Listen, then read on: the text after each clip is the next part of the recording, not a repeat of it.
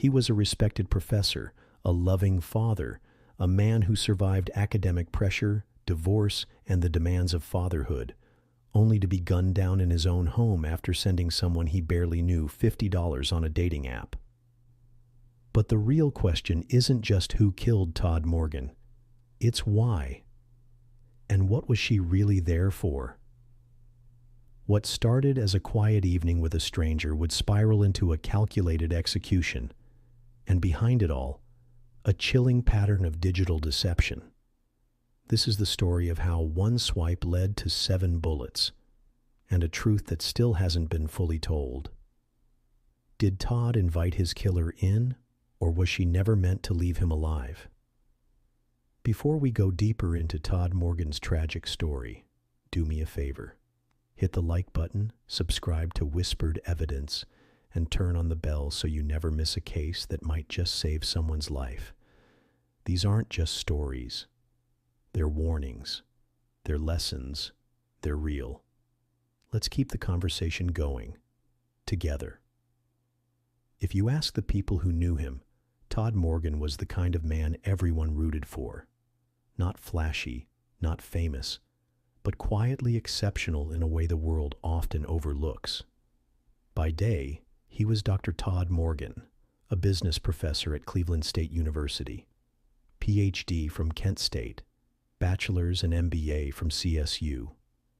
A resume that spoke volumes, but not louder than his students did. They didn't just respect him, they liked him.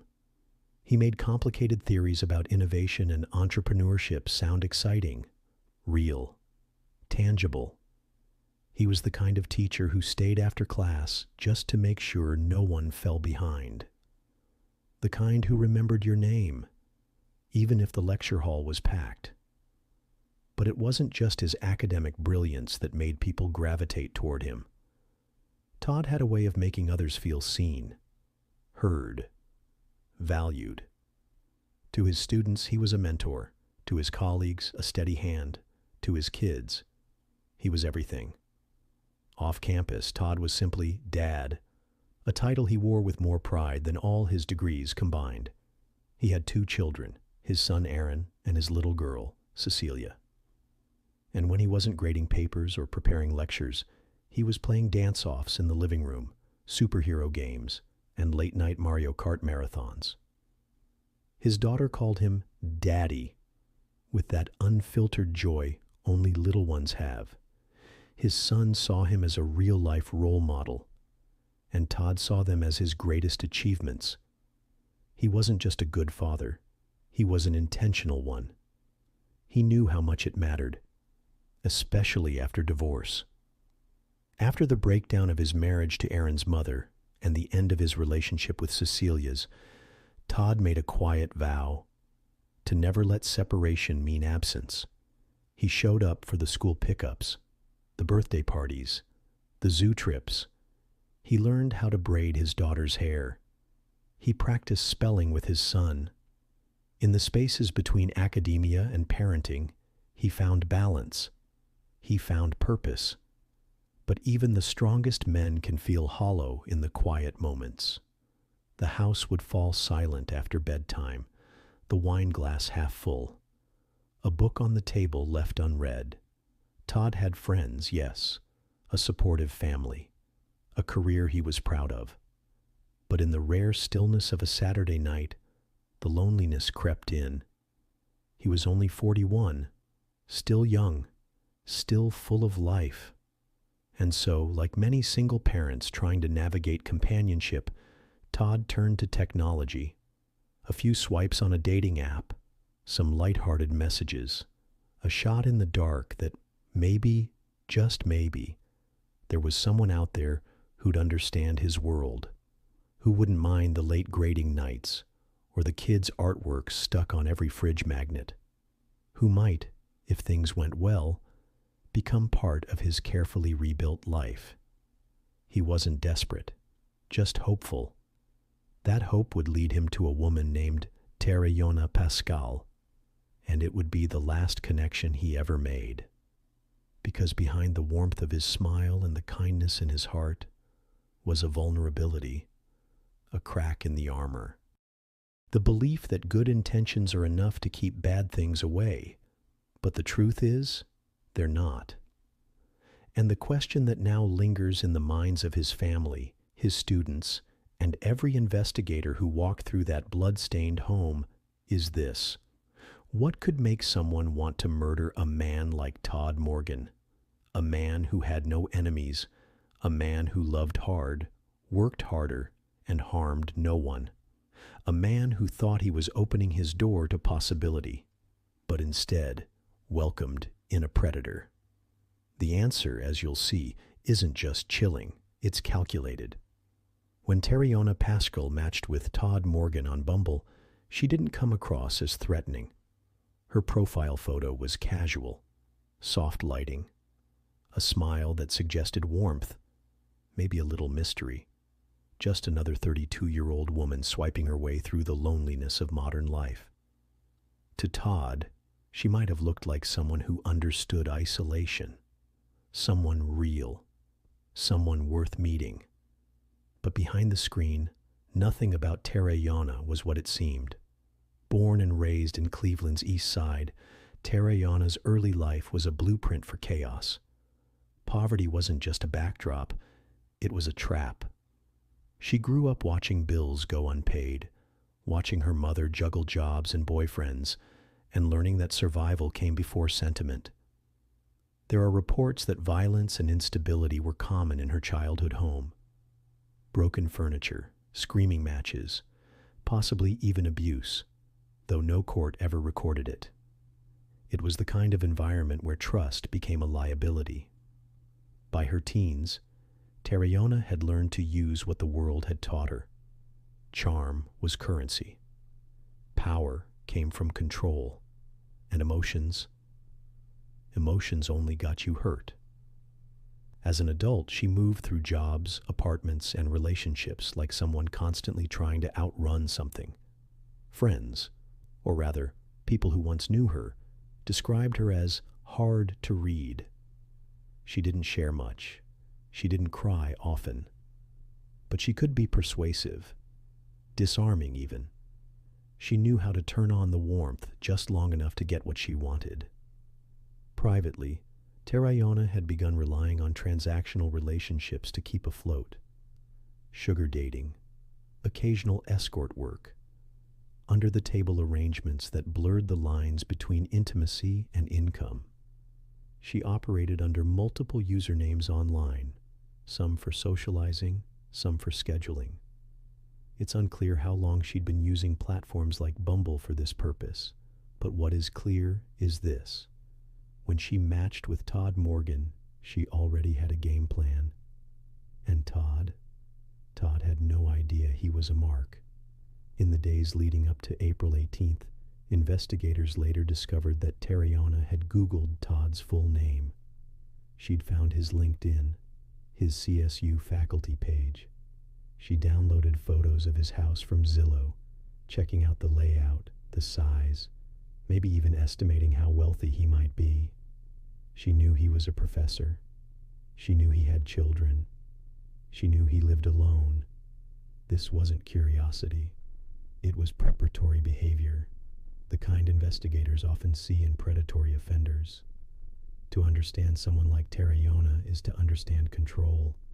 She didn't lash out in fits of rage. She planned, she assessed, she watched. Like many with antisocial tendencies, she was capable of mimicking empathy just enough to pass. But there were warning signs for anyone looking close enough. Friends recalled her telling stories that didn't add up, claims of jobs she never held, of relationships that seemed fabricated.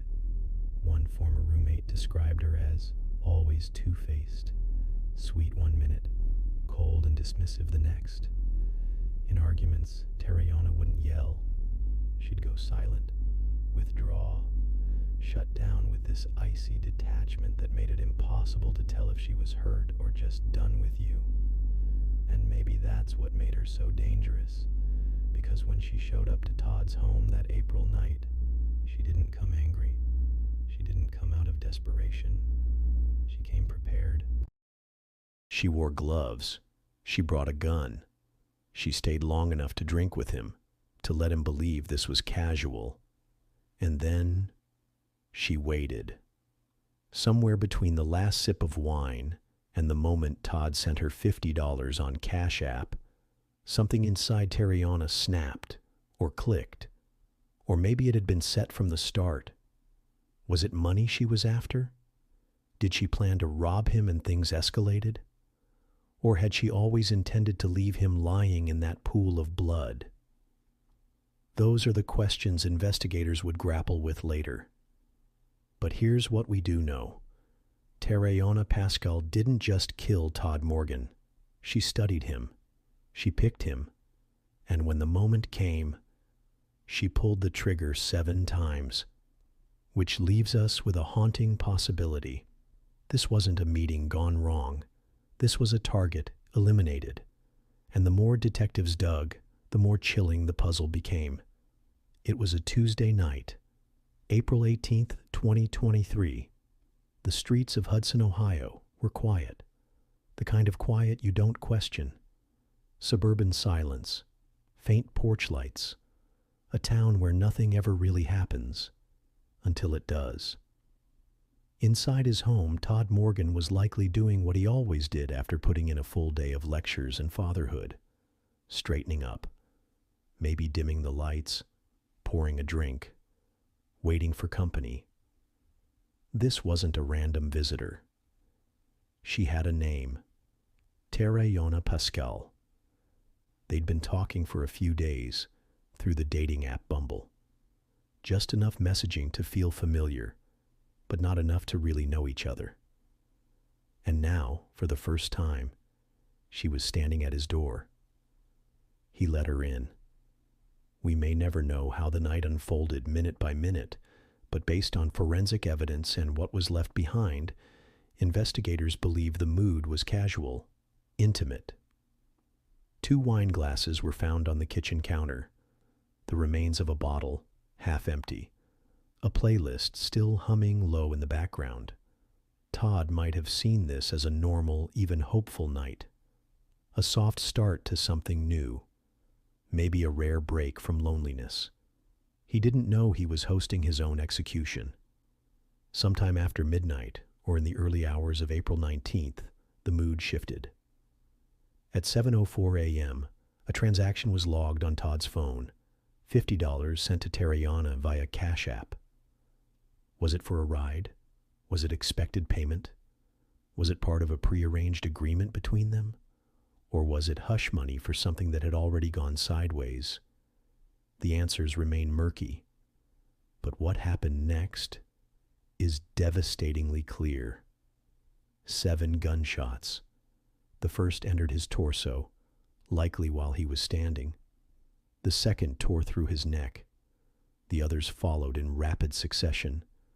When the officers arrived hours later, they would find Todd's body crumpled on the floor, lifeless and covered in blood. 2 bullets had struck him in the head. The finality of it wasn't just intentional, it was personal. Whoever fired that gun wasn't trying to scare him. They were making sure he never got up again. In the kitchen, detectives later found bloody footprints leading from his body toward the back door. The shoe prints were small, too small to be Todd's. They had a distinct tread pattern. Forensic analysts matched the pattern to shoes associated with Tariana. She hadn't just killed him. She'd walked over his blood. But perhaps the most haunting clue was the call. Just minutes after the gunshots, a 911 hang-up call was placed from Tariana's phone. It lasted only a few seconds, long enough to connect, too short to say anything. Had she panicked? Had her conscience flickered for a split second? Was it a misdial? Or a moment of regret that died just as quickly as the man on her floor? We don't know. What we do know is this. She didn't stay. She didn't call for help. She didn't check if Todd was still breathing. She walked out, took her phone, took the gun, left Todd's daughter waiting for a father who would never arrive, left a scene so quiet, Neighbors never heard a thing. Later, one neighbor would report seeing a car they didn't recognize in the driveway that morning. Another thought they saw a woman leaving with her hood pulled up. But no one thought to call the police. Nothing seemed alarming until it was too late. By the time the Hudson Police Department was called to do a welfare check that evening, after Todd failed to pick up his daughter from school, it had been nearly 12 hours since he was killed. When officers entered the home, the smell of iron and silence hit first, and then they saw him. No sign of forced entry, no stolen electronics, no valuables missing. Just a man, kind, brilliant, and full of life, shot dead by someone who should never have been inside his house. And in that moment, investigators were faced with a brutal, disorienting reality. Was Todd Morgan caught off guard? Or did he feel, even for a second, that something wasn't right? Was there a flicker of hesitation? A moment when his instincts whispered, "Don't open that door." Or had he truly believed she was just a guest? That's the question that keeps family members up at night, that haunts investigators who process the scene, that echoes through the walls of his now empty home. Because the most terrifying part? There were no screams, no signs of a fight. Just a door opened in good faith, and a quiet man, gunned down by the silence he never saw coming. When Todd Morgan didn't show up to pick up his 4-year-old daughter from school, it set off the first ripple of alarm. It wasn't like him, not even close. Todd was the kind of father who rearranged entire schedules to be on time, the kind who double-checked school drop-off hours, who showed up early just to see his daughter's face light up when she spotted him. So when he didn't arrive, when his phone went unanswered, people started to worry. That evening, Hudson police officers were dispatched to perform a welfare check at Todd's home. What they found inside stunned even the most seasoned among them. Blood on the floor, spent shell casings, a lifeless body. No signs of forced entry. The professor was dead. And yet everything else in the home looked undisturbed. The TV remote on the coffee table, clean dishes in the sink, a half-finished glass of wine on the counter. There was no ransacked jewelry box, no shattered windows, no frantic struggle, which meant only one thing. Todd let his killer in. But while the crime scene left questions, the digital evidence began to offer chilling answers. The first clue came from Todd's unlocked phone. Investigators accessed his recent activity, and within minutes, the pieces started falling into place. At 7:04 a.m., just hours before the body was discovered, Todd had sent $50 via Cash App to a user listed as TP. The recipient's full name, Tariona Pascal. And just like that, the killer had a name. But police didn't stop there. They ran a complete forensic audit on the device, pulling up messages, app activity, internet history. They found conversations between Todd and Tariana on Bumble, beginning just a few days prior. The tone was friendly, light, even flirty. Todd had suggested they meet. She had agreed. What Todd didn't know, what he couldn't have known, was that while he was chatting, Tariana was already digging into his life. She had Googled him. She'd viewed his faculty bio at Cleveland State University. She'd looked up real estate listings for his neighborhood, down to images of his front door from old Zillow entries. This wasn't casual interest. This was surveillance. Investigators then subpoenaed cell phone tower data, tracking Pascal's device. Sure enough, on the morning of April 19th, her phone pinged right near Todd's home, placing her at the scene at the exact time of the murder. That alone would have been damning. But the web got even darker. When they examined Pascal's own phone history, they found it had been factory reset shortly after Todd's death, an attempt to wipe evidence. But some data had been backed up. Among those digital breadcrumbs, a haunting search query typed into Google. What information does Apple give to police? Investigators also discovered she'd searched her own name multiple times in the days after the murder, checking for breaking news, scrolling for headlines, waiting to see if the world knew what she'd done. The cops did, and they were closing in. By mid-May, they had enough. A grand jury indictment was secured. Tariona Pascal was arrested and charged with aggravated murder, robbery, and tampering with evidence. But the motive still eluded them. Was this a robbery gone wrong? A transactional meeting that turned deadly? Or had she always planned to kill him? To answer that, detectives turned to Pascal's behavioral profile.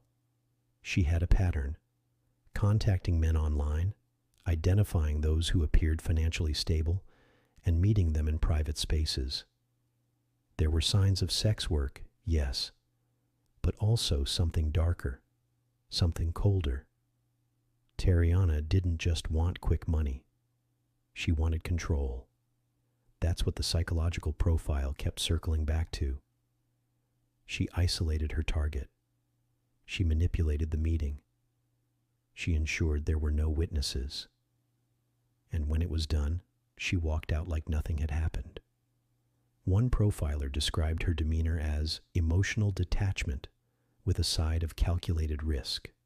Not manic, not panicked, just cold. So, what drives someone to pull the trigger 7 times on a man they barely know? Was it the thrill of domination? A deep-seated rage toward men with stability she never had? Or was it simply desperation, sharpened by years of poverty, trauma, and silence? The truth is, it might be all of it. Because while Todd was prepping wine glasses, Tariana was prepping for something else entirely. She didn't want to meet someone that night. She wanted to erase them. And now, with a digital trail stitched together like a crime scene map, investigators were staring at a haunting truth. Tariana Pascal didn't just kill Todd Morgan. She engineered it. And the scariest part? She almost got away with it. After months of silence, months of headlines, court filings, and unanswered questions, Tariana Pascal stood in an Ohio courtroom, facing the family of the man she had murdered. And she said almost nothing. No motive, no story, no explanation, just a guilty plea. It was September 19th, 2024, nearly a year and a half after the night Todd Morgan was gunned down in his own home. Pascal had been indicted on a slew of charges: aggravated murder, aggravated robbery, tampering with evidence. Each charge stacked on top of the last, a legal echo of the violence she'd left behind. Everyone braced for a trial. Todd's family had steeled themselves to hear it all, every detail of his final moments, every thread of the prosecution's case. But instead, Pascal took a plea deal. She pleaded guilty to aggravated murder with a firearm specification. Just like that, there would be no trial, no witness testimony, no cross-examination, and no answers. The courtroom fell heavy with a silence louder than any gavel. Even in guilt, Pascal said almost nothing. No expression of remorse, no tears, only a soft-spoken, "I'm very sorry. I hope one day you can forgive me." And then, nothing. She didn't say why she killed him. She didn't say whether it was planned, spontaneous, or an act of rage. She didn't say if Todd fought back or begged. She just left the truth on the floor, same way she left Todd. And for Sandra Morgan, Todd's mother, that absence of truth cut deeper than any sentence ever could. She took the stand during victim impact statements, her voice trembling but unflinching. "You didn't even know him," she said, staring directly at Pascal. "You didn't know what kind of father he was. You didn't know how much he gave to his students. You didn't know the people who depended on him. And still, you took him away." Her grief cracked into anger, and then into something harder to watch, forgiveness trying to exist in the same space as rage. "I want to hate you, but I can't," she continued, "because I'm a Christian. I believe in mercy. But you still have the chance to live. My son doesn't." That courtroom, filled with Todd's family, friends, colleagues, and former students, was suspended in that moment. Everyone waiting for a crack in Pascal's mask, for her to speak, to cry, to offer something. But she didn't, and so the judge delivered the only certainty left: life in prison with the possibility of parole after 23 years, a cold number for a colder act. Todd's daughter will be nearly 30 by then, his son already a man. And Terayana? She'll still be young enough to start over. But start over with what? She never told her story, never explained what made her pull the trigger. Not once, but 7 times. And now a single question hangs in the air, unanswered and haunting. Will she ever tell the truth? Will 23 years of prison harden her further, or break her silence? Will she someday sit before a parole board and, for the first time, speak honestly about what happened in that house? And even if she does, can her version be trusted? That's the twist. That's the ache Todd's family is left with. Justice, but never closure. Because the law did its part. The system delivered what it could. But the motive, the why, died with Todd. And unless Terayana Pascal decides to resurrect it, the truth stays buried between 7 bullet holes and a mother's unending question: why him? There's a quiet that lingers in the Morgan household now. Not the peaceful kind, the eerie kind. The kind that seeps into corners of bedrooms where bedtime stories used to be told. The kind that hangs in the air around half-finished school projects, soccer cleats by the door, and drawings taped to the fridge that say, "I love you, Dad." Because Todd Morgan isn't coming back. And his children, Aaron and Cecilia, are learning what it means to grow up in the shadow of a man who should still be here. Aaron is older now. He's had to absorb this tragedy with the consciousness of a young man, old enough to understand what happened, but not yet old enough to make peace with it. He carries his father's name like a badge, sometimes like a burden. And then there's Cece, Todd's little girl.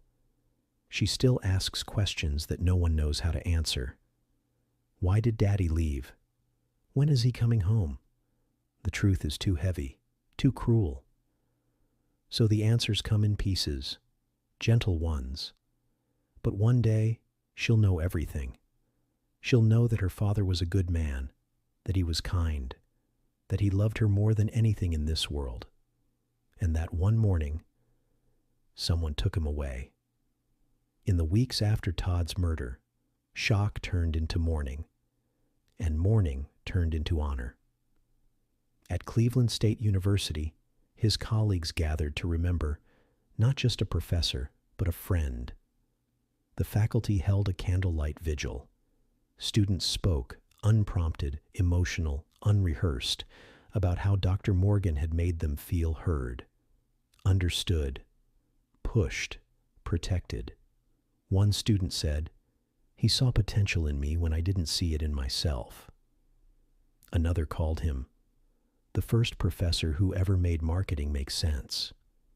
In his memory, the Monte Ahuja College of Business established the Todd A. Morgan Innovation Scholarship, an annual award for students pursuing entrepreneurship with the same curiosity and passion Todd brought into every lecture. But even with all the tributes, all the ceremonies, There remains a hole in the heart of the campus, an empty seat in the faculty room, a voice missing from the classroom, a father missing from his kids' lives.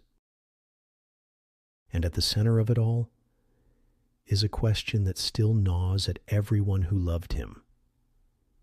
What really happened inside that house? Did they laugh at first? Did they talk about music or wine or their kids? Did Todd sense something was wrong? Did his gut tell him she wasn't who she said she was? Or did she wait for him to turn his back? Smile one last time before pulling the gun? The evidence answers the what. The courts answered the who. But the why, that stays locked away behind prison walls, and until Tariana Pascal speaks, if she ever does, the full truth dies with her silence. So now we return to the question we asked at the very beginning. Did Todd Morgan invite his killer in, or was she never meant to leave him alive? It's not just a question of motive. It's a question of trust, of human nature, of the dangers that come cloaked in charm and false smiles. It's the question his children may ask themselves someday, sitting across from a parole board, trying to understand the woman who shattered their world. It's the question we ask ourselves, too, because Todd wasn't reckless. He wasn't naive. He was just hopeful, lonely, human, and that hope, that instinct to connect, to let someone in, cost him everything. Now all that's left is the echo of his life, the lessons he taught, the children who carry his memory, and the silence that followed the last knock on his door.